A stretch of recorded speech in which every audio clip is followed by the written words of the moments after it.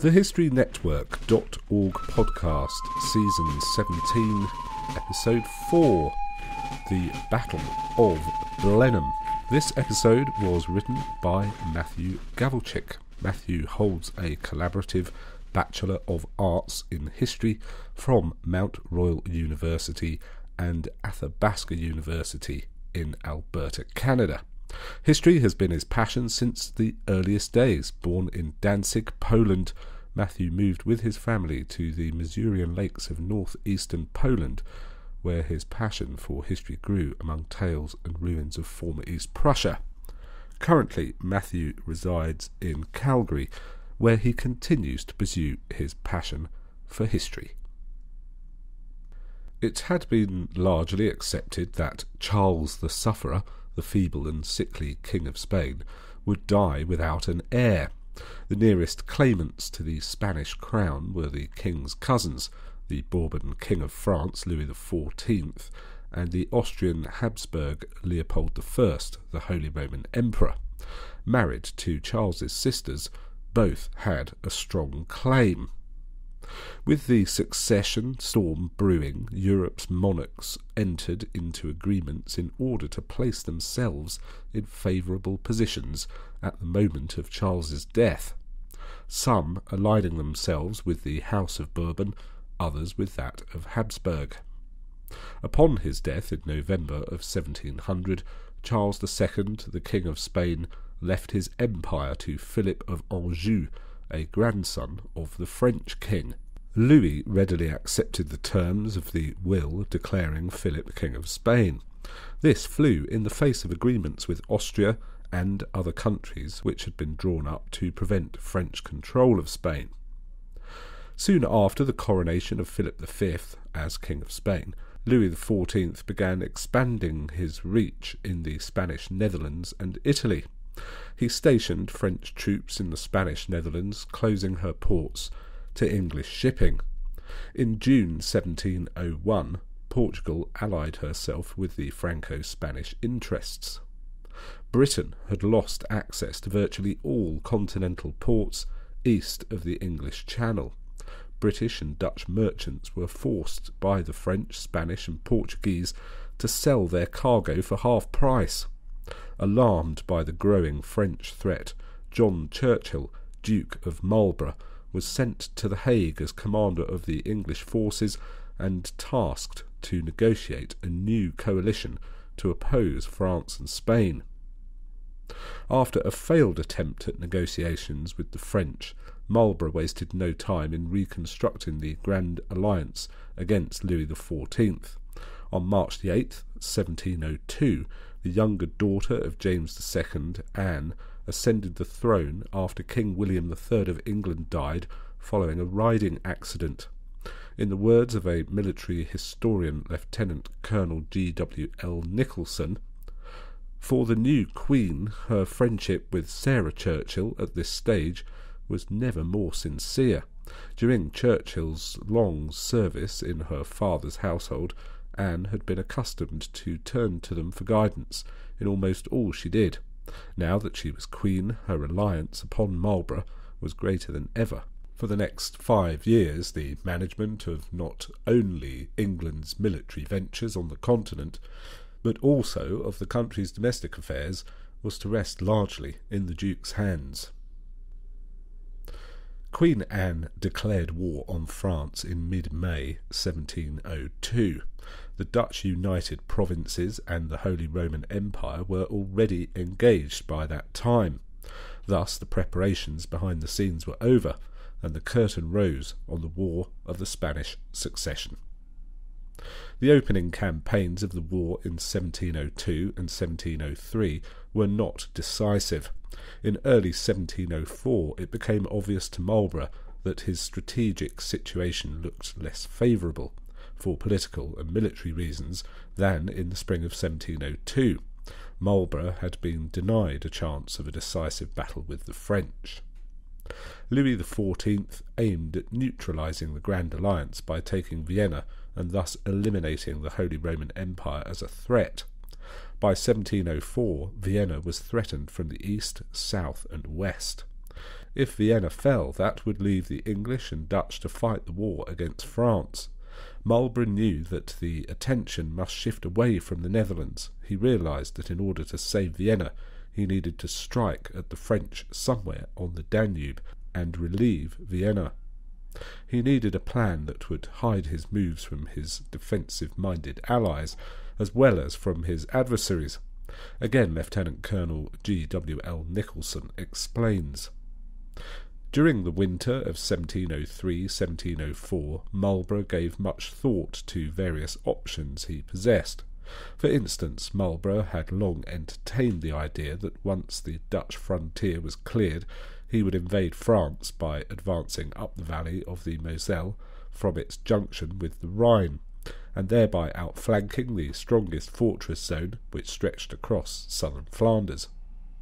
This was no secret to either his Dutch allies and to some extent the French as well. Dutch disinclination to such an offensive move had in fact kept him from carrying this out during 1702 and 1703 campaign season. Marlborough chose this course of action to be his ruse. In January 1704 he announced his intention of proceeding to Coblentz with all troops in English pay, regardless of the Dutch stance. Vienna had to be saved, or the alliance would crumble. Therefore he played this card to the Dutch, who, fearful of the French victory, acquiesced. The Dutch agreed to supply the required troops for the Moselle campaign. It was portrayed as a move that would draw French attention away from Emperor Leopold's seat in Vienna. They were still in the dark, as were the French, to the Duke's real intentions. The move from the Netherlands to Bavaria would take Marlborough's army across the long curve of the enemy front.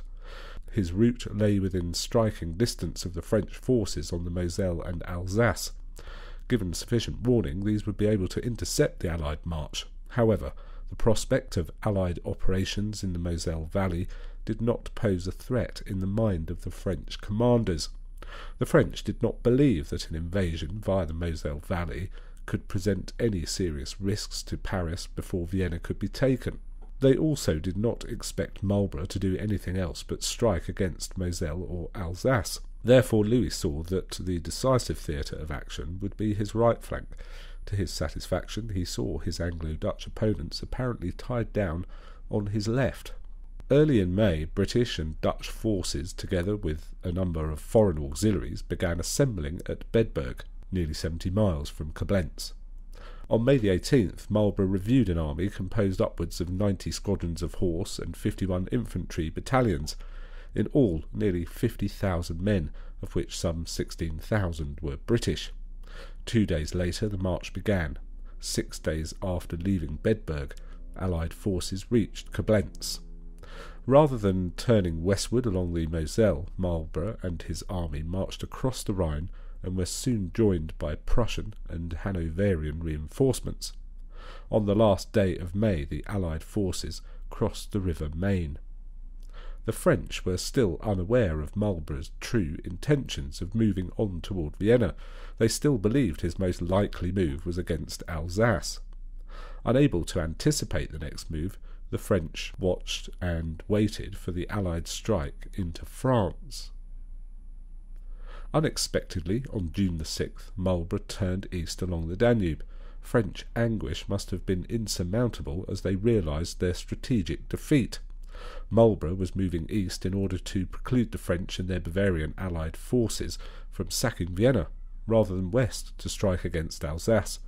What must have made it more difficult to bear was that Marlborough had marched unopposed as far as the Danube, and now he was in superior position, with nearly 100,000 men standing between Franco-Bavarian forces at Ulm and the two French armies west of the Rhine. Events rapidly took place. Marlborough dispatched significant forces under Prince Eugène of Savoy to screen the southwest of the main Allied body as he moved east. On July the 2nd, Allies assaulted and stormed the key fortress of Schellenberg. This crushed a force of 14,000, of whom no more than 4,000 survived by escaping or swimming across the Danube. The Allies suffered 6,000 casualties. Maximilian Emmanuel, the Elector of Bavaria, fearful of being cut off from his French allies, retreated towards Augsburg, dispersing part of his force to garrison smaller towns. On July the 8th, Marlborough occupied Neuburg, securing yet another line of communication from Nuremberg. On the 16th, he took the town of Rain after a few days' siege. Hundreds of towns and villages were destroyed as allies tried to force Maximilian Emmanuel to surrender, with the French approaching to support him. These attempts came to nothing. On July 22nd, allies occupied Friedberg, a town just across the river from Augsburg. Realizing a major pitched battle could not be avoided, the sides started to concentrate their forces. Eugene and Marlborough, whose forces were now reunited, knew that the battle would be fought somewhere west of the river Kessel. The approach to the battle took about 3 days, as both the French and her allied forces readied for the coming onslaught. The French commander Camille d'Austin, Duc de Tallard, decided to move towards an open area behind the river Nebel, a swampy tributary to the Danube, and face the approaching allied force while being protected on their right by the Danube, low hills on their left, as well as 3 defended villages. With superior numbers and artillery, the Franco-Bavarian commanders felt that they would become a pursuit force. Their defensive position was not seen as prone to an allied attack, as it was perceived superior. Tallard made dispatches for a Franco-Bavarian advance to commence in the coming days. Scouting parties and camp vedettes, pickets, were set up with the order to move expected to come shortly.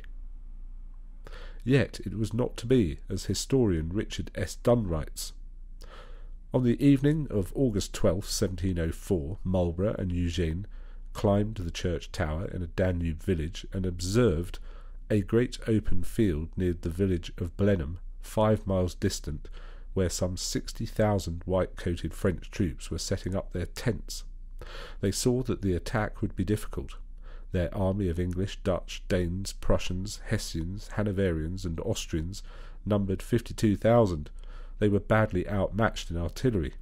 To reach the Franco-Bavarian position, they would have to cross a marsh and a brook and climb a high bank beyond, and they could not hope to turn the enemy flank, since one edge of the French encampment was bordered by the Danube and the other by thickly forested hills.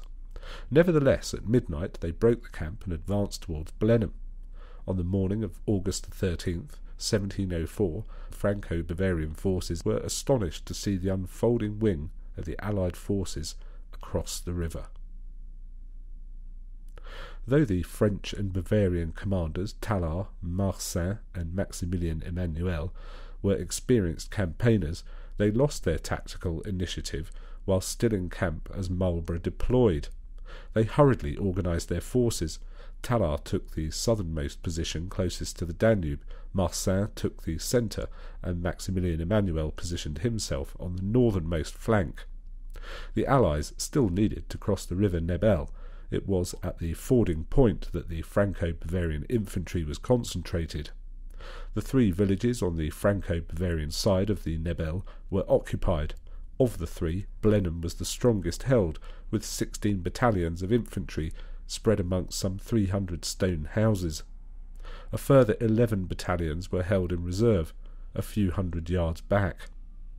The short flank separating Blenheim from the Danube was protected by a barricade of wagons and 12 squadrons of dismounted dragoons who had lost their horses to a disease. Stretching north for about 2 miles toward the village of Oberglau were positioned 68 squadrons of cavalry and only 9 battalions of infantry.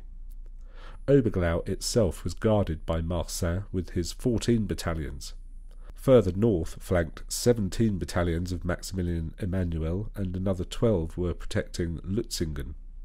Over 100 Franco-Bavarian cannon were spread across the line in a series of batteries. In all, although unexpectedly attacked, Tallard, Marsin, and Maximilian Emmanuel were not in an easily approachable position. Their defensive line was drawn up in an orderly manner, although leaving the centre rather exposed with the best defences placed around the 3 villages. Marlborough commanded the southernmost flank of the Allied force closest to the Danube, with Eugene slowly moving into position to the north. Marlborough had ordered Eugene to attack Lutzingen. This would force Maximilian Emmanuel to stand fast and defend the northern flank of Franco-Bavarian forces. However, it was not the intention of Marlborough or Eugene to press on at all costs towards Lutzingen. This was a diversionary move, allowing for the Franco-Bavarian commanders to hold their belief that the Allies would attack the most likely positions. By 10:30, Allied forces were positioned in the south, and it took nearly 3 more hours for the northern flank to unfold under Eugene. To the south, Lieutenant General John Cutts was ordered to attack Blenheim, while the Prince of Holstein-Beck was to attack Oberglau. The aim was to occupy the Franco-Bavarian infantry near the 3 villages, drawing them in. In the centre, between Blenheim and Oberglau, the bulk of the Allied force would cross the Nebel, the infantry used as a screen for 72 squadrons of cavalry.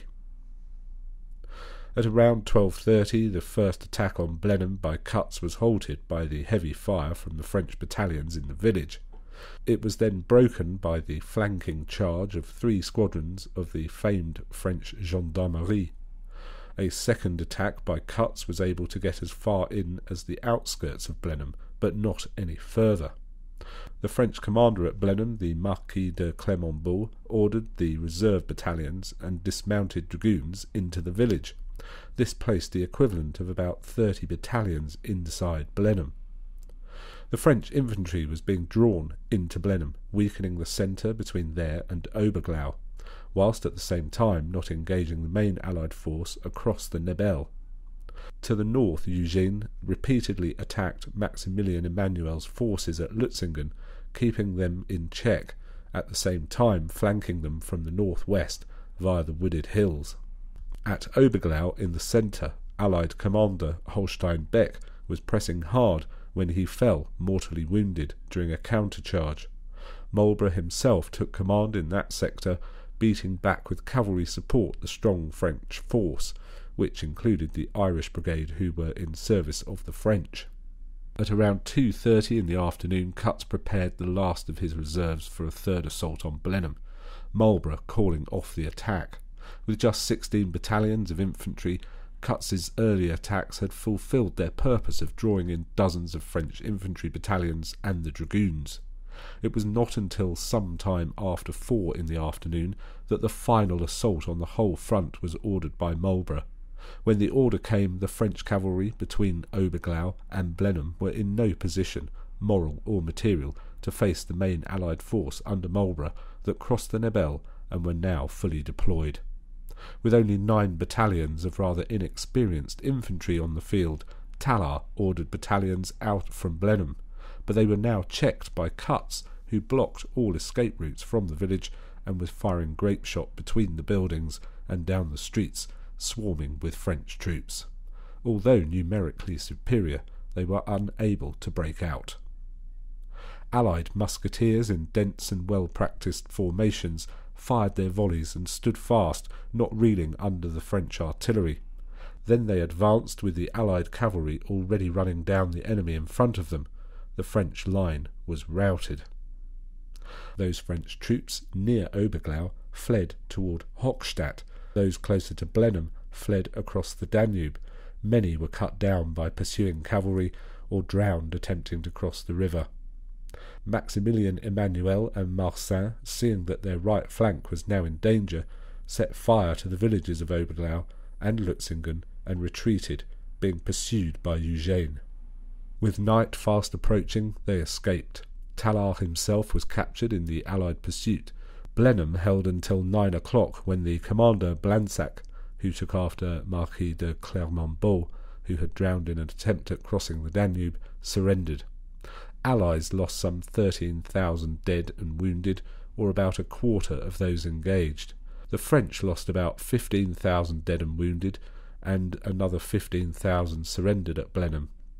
The Allies also captured upward of 90 cannon, some 24 mortars, hundreds of colours and standards, dozens and dozens of mules, thousands of tents, and even platoon and boat bridges and some casks of silver.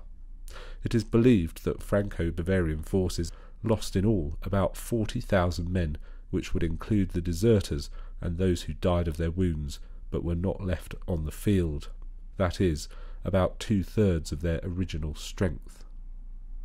Vienna was saved, the mystique of French arms was broken, and the first act of the War of Spanish Succession was over. Historian Max Hastings gives us this anecdote as to what happened after the battle. After this great victory at Blenheim, Marlborough honoured his defeated opponent, Marshal Tallard, by inviting him to accompany him as he inspected the Allied army. Their dialogue is said to have gone something like this. Marlborough said, "I am very sorry that such a cruel misfortune should have fallen upon a soldier of whom I have had the highest regards." To which Tallard replied, "And I congratulate you on defeating the best soldiers in the world." In turn, Marlborough replied, "Your lordship, I presume, accepts those who had the honour to beat them." Would you like to write a script on a topic we've not covered? Why not drop us a line? Some of our most popular episodes have been written by listeners. You can support us in a number of other ways as well. You can make a donation using the donate button at the website. You can buy an older season from our store. These files are entire seasons chaptered into the episodes and cost just £2 each and run for about 2 to 4 hours depending on which season you buy. You can follow us on Twitter. We are at History Network on there. And you can like our Facebook page. Just search for the History Network on Facebook to find us on there. So do get in touch if you've got ideas for podcasts, would like to write a script for us, or want to bring us up on an error or point of contention. Whatever it is, we would love to hear from you. And you can get in touch by sending us a message at info@thehistorynetwork.org. Thanks again for listening. You've been listening to The History Network, written by Matthew Gawelczyk, read by Nick Barker.